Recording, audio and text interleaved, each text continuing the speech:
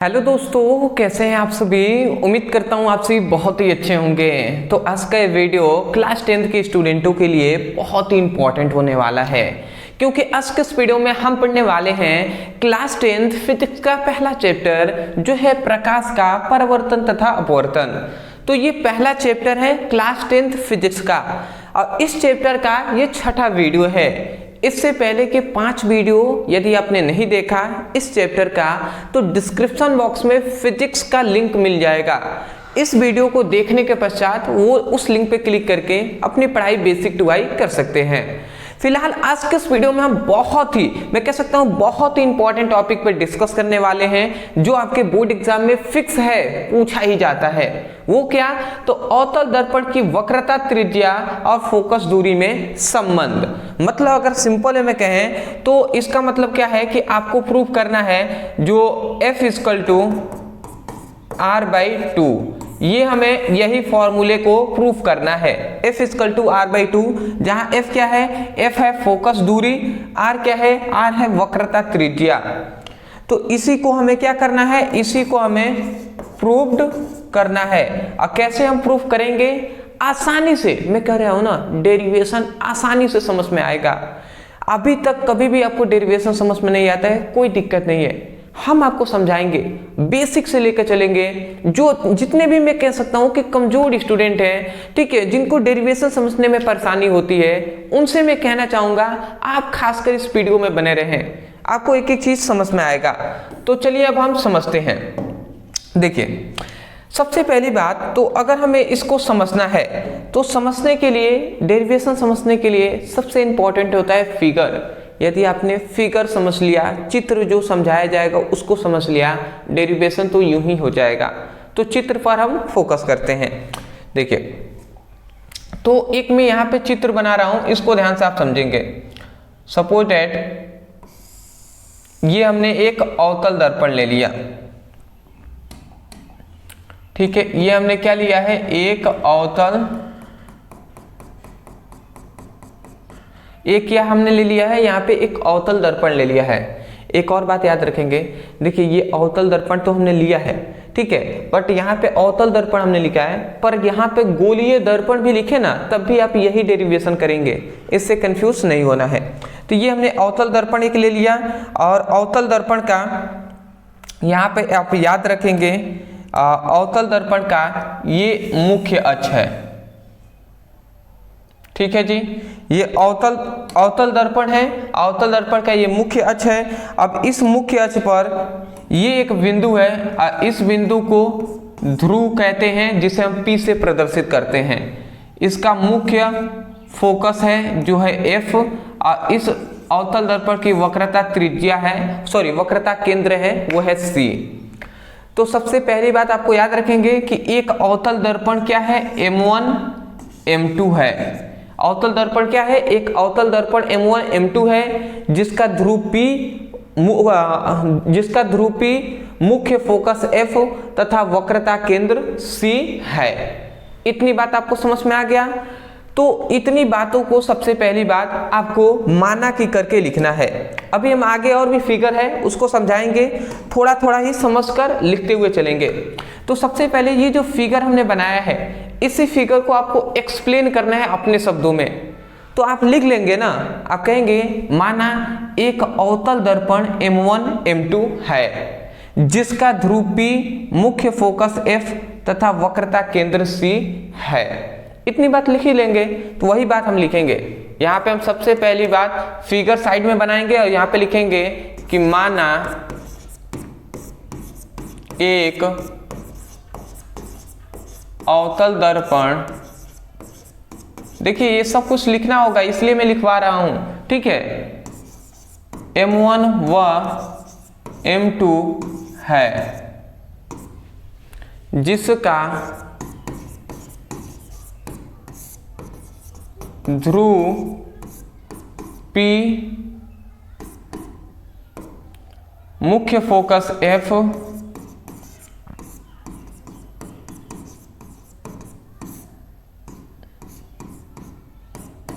तथा वक्रता केंद्र वक्रता केंद्र C है, वक्रता केंद्र C है। इतनी बात आप समझ गए हैं कि माना एक अवतल दर्पण M1 M2 है जिसका ध्रुवी मुख्य फोकस है, वक्रता केंद्र C है। अब इतनी बातों को हमने यहाँ पे लिखा है। उसके बाद अब आगे मैं फिगर में जो करने जा रहा हूँ इसको समझिएगा। देखिए यहाँ पे क्या होता है कि यहाँ पे सबसे पहले मुख्य अक्ष के समांतर एक प्रकाश किरणें आपतित होती हैं। मुख्य अक्ष के समांतर एक AB, चलिए मैं अदर कलर से लिख दे रहा हूं। मुख्य अक्ष के समांतर एक AB प्रकाश किरणें आपतित होती हैं। ये मुख्य अक्ष के समांतर है तो ये मुख्य अक्ष है ना, मुख्य अक्ष के समांतर AB प्रकाश किरणें आपतित होती हैं।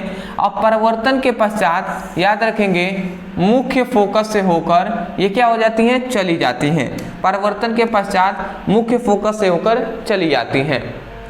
तो ये बात आप याद रखेंगे कि उसके बाद क्या होता है कि AB प्रकाश किरणें मुख्य अक्ष के समांतर चलती हैं और परावर्तन के पश्चात मुख्य फोकस से होकर चली आती हैं।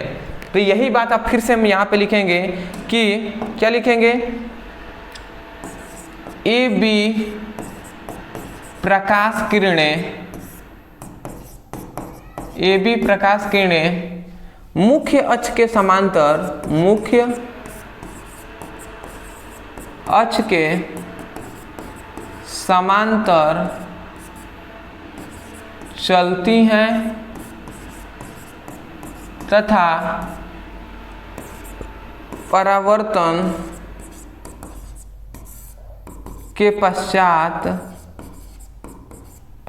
के पश्चात मुख्य फोकस से होकर चली आती हैं। मुख्य फोकस से होकर चली आती हैं। तो इतनी बात आप समझ के हैं। तो ये बात हमने अभी तक क्या बताया, केवल फिगर बताया। फिगर से हमने ये इतना शब्दों को लिखा है। देखिए इतने शब्दों को मैं एक बार बोल रहा हूँ, फिगर देखकर ही आप भी ऐसे ही याद रखेंगे कि माना एक अवतल दर्पण M1 M2 है जिसका ध्रुवी मुख्य फोकस एक तथा वक्रता केंद्र C है तथा AB प्रकाश किरणें मुख्य अक्ष के समांतर चलती हैं और परावर्तन के पश्चात मुख्य फोकस से होकर चली आती हैं। इतनी ही बात अब बोला है हमने, इतनी बातों को हमने यहाँ पे लिख दिया है। अब आगे जो समझना है ये आपको केवल समझने पर ही फोकस करना है, तभी आपको समझ में आएगा। देखिए अब यहाँ पे ये जो C दिखाई दे रहा है, इस C बिंदु को हम इस B बिंदु से मिलाते हैं। ठीक है, जब ऐसा हमने मिला दिया इसको, तो मिलाने से क्या हुआ कि यहाँ पर देखिए यहाँ पे जो कोण बनेगा, यहाँ पे एक कोण बनता है जिस कोण को कहते हैं आपतन कोण I, और यहाँ पे जो कोण बनता है इस कोण को परावर्तन कोण R कहते हैं। ठीक है, जैसे कि हमने परावर्तन के नियम में आपको बताया था कि ऐसे प्रकाश किरणें आती हैं, परावर्तन के पश्चात ऐसे सीधे निकल जाती हैं। और यहाँ पे हमने बताया था कि ये एक अभिलंब है। तो यहाँ पे हमने नहीं कहा था कि ये वाले कोण को आपतन कोण I कहते हैं, इस वाले कोण को R कहते हैं। तो उसी प्रकार यहाँ पे जो C से B पर हमने एक रेखा खींचा है, ठीक है, ये इस बिंदु पर लंब है। ठीक है, तो जब यहाँ पे लंब है तो ये भी आपतन कोण I होगा, ये R होगा। ठीक है, बात समझ में आ ही रहा होगा। तो यही बात वही हमने लिख दिया है कि आपतन कोण I है और R है। अब आप थोड़ा सा समझिएगा, तो ये तो आपतन कोण I है, ये R है, बट ये हम देख रहे हैं। ठीक है, तो इतनी बातों को पहले लिख लें।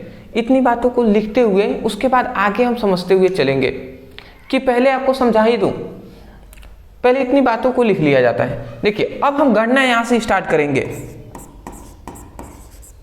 अब यहां से आपका गणना स्टार्ट हो रहा है। अब आप ध्यान से समझेंगे। देखिए सबसे पहली बात हम लिखेंगे कि परावर्तन के नियम से, परावर्तन के नियम से, परावर्तन के नियम से हम क्या जानते हैं कि जो आपतन कोण I होता है वो परावर्तन कोण R के बराबर होता है। तो आई कोण क्या है, ए बी सी, यही ना बीच का कोण है आई। तो ए बी जो सी है वो सी बी एफ के बराबर है, तभी तो कोण आई और आर बराबर होंगे ना। तो यही बात हम लिखेंगे कि कोण सी बी सॉरी कोण ए बी सी, कोण ए बी सी जो है वो बराबर है कोण सी बी एफ के, सी बी एफ के। तो ये बात आप याद रखेंगे कि कोण ए बी सी जो है वो बराबर है कोण सी बी एफ के, ठीक है। तो इसका मतलब यहाँ से क्या हमें पता चला कि इसका मतलब यही पता चला कि जो कोण आई है वो कोण आर के क्या है, इक्वल है। जो कोण आई है वो क्या है, आर के इक्वल है। तो ये बात हमें पता चला। तो यहाँ से हमने कोण आई बराबर कोण आर हमने लिख दिया। अब समझिएगा, कोण आई है जो कोण आर के बराबर है, तो हम एक बात देख रहे हैं कि ये जो रेखा है मतलब CP, ये जो मुख्य अक्ष है, तो ये इस रेखा के ये AB जो प्रकाश किरणें हैं ये इसके समांतर हैं। तो जब दो रेखाएं एक दूसरे के समांतर होती हैं तो उस पे जो बना कोण होता है वो दोनों एकांतर कोण होते हैं। मतलब यहाँ पे जो कोण आई है ना, तो इस कोण के ये एकांतर कोण होगा, तो ये भी एकांतर कोण मतलब ये भी आई होगा। मतलब ये जो आई है ये इस आई के कोण के, मतलब ये जो कोण है आई ये इस कोण के बराबर होगा। तो हम यही बात यहाँ पे लिखेंगे। अब हम यहाँ पे क्या लिखेंगे कि हम लिखेंगे कि जब दो समान मतलब जब दो रेखाएं एक दूसरे के समांतर होती हैं, तो ये बात हमें लिखना होगा यहाँ पे कि जब दो रेखाएं एक दूसरे के समांतर होती हैं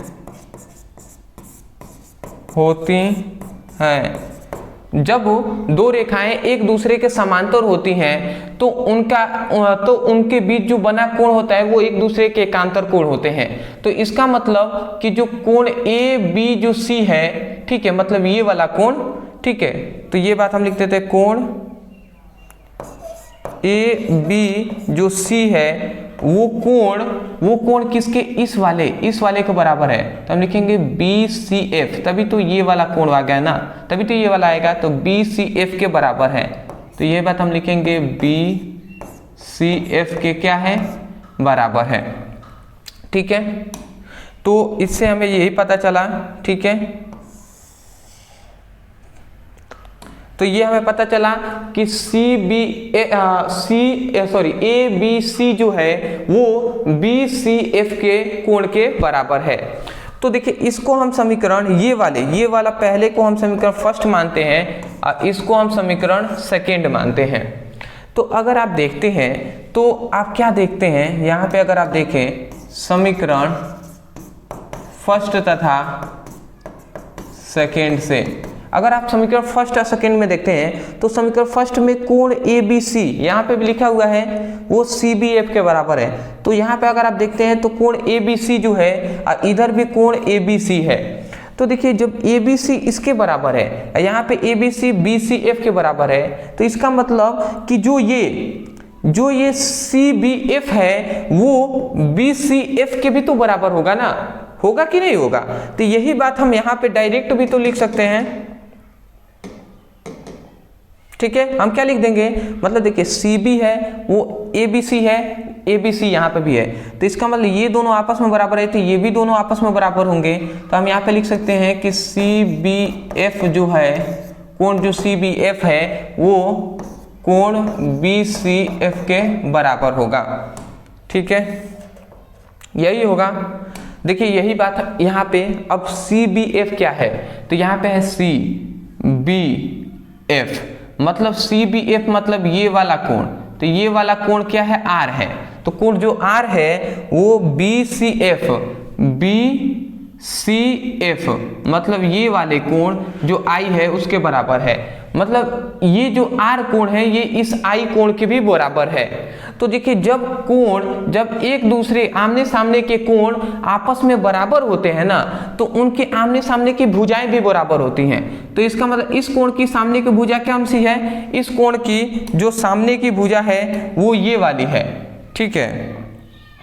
मैं ऐसे बता दूं तो देखिए इस कोण की, देखिए ये जो आई कोण है, आई कोण के सामने की भुजा जो है वो ये वाली है, ठीक है। इससे आपको कंफ्यूज नहीं होना है, ठीक है, ये वाली है, ठीक है। इस आई वाले आर वाले के कोण की भुजा जो है वो ये वाला है।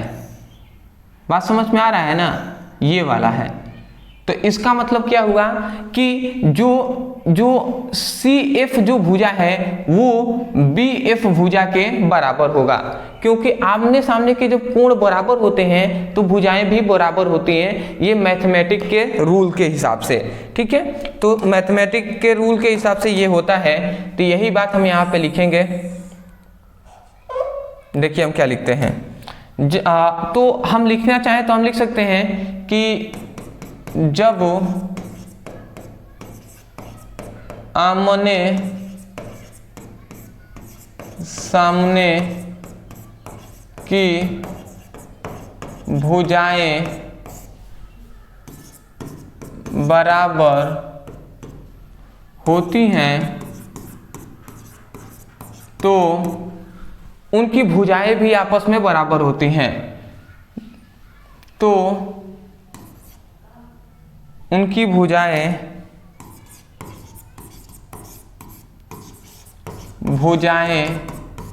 भी क्या होती हैं, बराबर होती हैं, बराबर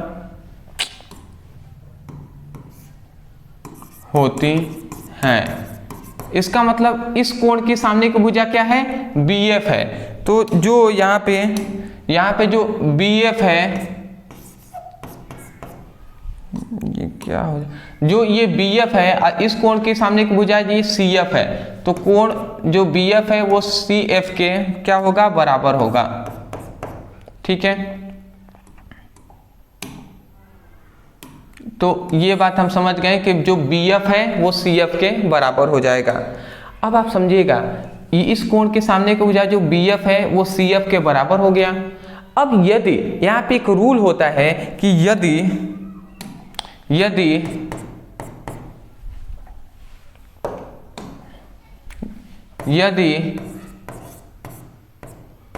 दर्पण का द्वारक बहुत छोटा हो, दर्पण का द्वारक यदि बहुत छोटा है, मतलब ये जो दर्पण का द्वारक है यहाँ पे बहुत ही छोटा हो, तब क्या होगा, जैसे यहाँ पे ये जो दर्पण का द्वारक हो, यदि सपोर्टेड मान लेते हैं यहाँ पर आ जाए ऐसे, मतलब यदि दर्पण का द्वारक बहुत ही छोटा हो, मतलब सिंपल में कहते हैं ये जो ध्रुपी है वो अगर यहाँ पे आ जाए तो, ठीक है। तो यदि दर्पण का द्वारक बहुत ही छोटा हो ना, तो उस समय पे ये जो है, ये जो आप याद रखेंगे, ये जो पी एफ जो भुजा है, पी एफ भुजा है वो इस बी एफ भुजा के बराबर हो जाएगा, ये इस बी एफ भुजा के बराबर हो जाएगा। जो ये पी एफ भुजा है वो बी एफ के बराबर हो जाएगा। तो वही बात कहा जा रही है, यदि दर्पण का द्वारक बहुत ही छोटा हो तो जो पी एफ होगा, जो पी एफ भुजा होगा वो बी एफ भुजा के बराबर होगा, बी एफ भुजा के क्या हो जाएगा, बी एफ भुजा के बराबर हो जाएगा, ठीक है। तो ये बात आप याद रखेंगे। तो यदि दर्पण का द्वारक बहुत ही छोटा होता है तो जो पी एफ भुजा है वो बी एफ भुजा के क्या होगा, इक्वल होगा। तो यही बात हमने यहाँ पर लिखा है। अब आप थोड़ा सा ये बात समझिएगा, क्या आपको समझना है कि देखिए यहाँ पे ये आपको समझना है कि देखिए यहाँ पे जो बी एफ है, ठीक है, तो इस बी एफ, ये जो बी एफ है वो पी एफ के बराबर है कि नहीं है, बी एफ पी एफ के बराबर है। तो ये बताइए कि यहाँ पर भी तो बी एफ है ना, तो इस बी एफ की जगह पर ये पी एफ का रख सकते हैं ना, इस पी एफ को रख सकते हैं। तो यही अर्थ हम समीकरण, तो हम लिख देंगे समीकरण 3 से, तो ये इस BF के जगह पर हम क्या लिख देते हैं, PF लिख सकते हैं। BF PF के बराबर है तो BF की जगह पर PF लिख देते हैं। तो इस BF की जगह पर PF लिखेंगे तो PF इक्वल टू CF हो जाएगा ना। अब दोनों पक्षों में हम क्या करते हैं, PF को जोड़ने पर, अब दोनों पक्षों में हम क्या कर रहे हैं, हम जोड़ रहे हैं PF। ये जो PF है वो जोड़ रहे हैं, क्यों जोड़ रहे हैं आगे पता चलेगा आपको। तो यहाँ पे PF पहले से है, एक और PF हम ऐड कर दे रहे हैं। इसमें CF है और इसमें हमने PF ऐड कर दिया भैया। देखिए एक PF मतलब दो यहाँ पे PF हो गए, ठीक है। और यहाँ पे ध्यान से आप समझेंगे तो CF है, CF का मतलब यहां से लेकर यहां तक, यही तो है भैया, यहां से लेकर और यहां तक CF है। तो ये CF है और उसके बाद कह रहे हैं PF, तो PF मतलब यहां से लेकर यहां तक। तो अगर टोटल कहें तो P से लेकर यहां तक की दूरी कह रहा है। तो हम इसको CF प्लस PF, CF और PF जुड़ेगा तो हम डायरेक्ट कह सकते हैं PC कह सकते हैं। तो हम लिख दिए यहाँ पे PC क्योंकि दूरी को इधर से मापा जाता है, तो PC हमने लिख दिया है। इन दोनों को ऐड करेंगे तो PC हो जाएगा।